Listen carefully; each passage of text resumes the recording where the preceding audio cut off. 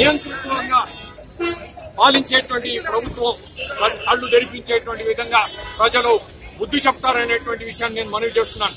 ప్రజాస్వామ్యంలో ఈ రోజు ఢిల్లీలో చూడండి, పార్లమెంట్ కి అంత సమీపంలో ఉన్నటువంటి జంతర్ మంతర్ ఉంది.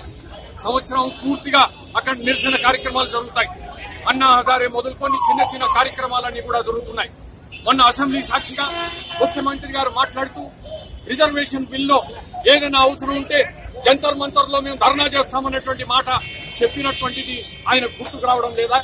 పార్లమెంట్ కి అంత సమీపంలో ఉన్నటువంటి జంతర్ మంతర్ లో ఆయన నిరసన చేయడానికి తయారుగా ఉంటారు. కానీ ఇక్కడ హైదరాబాద్ తెలంగాణ ప్రజలు తెలంగాణ ఈ రోజు ధర్నా చౌక్ లో కేవలం హైదరాబాద్ కు సంబంధించినటువంటి సమస్యలు కాదు, రాష్ట్ర వ్యాప్తంలో ప్రజలు పడుతున్నటువంటి ఇబ్బందులు, ప్రజలు ప్రభుత్వానికి చెప్పదలుచుకున్నటువంటి విషయాలన్నింటినీ కూడా ఈ రకంగా చెప్పేటువంటి దాన్ని గొంతు నొలిపేటువంటి విధంగా, గొంతు నొక్కేటువంటి విధంగా నియంతృత్వ పాలన చేసేటువంటి ప్రభుత్వం తప్పకుండా అంతమవుతుందనేటువంటి విషయం నేను మనవి చేస్తున్నాను.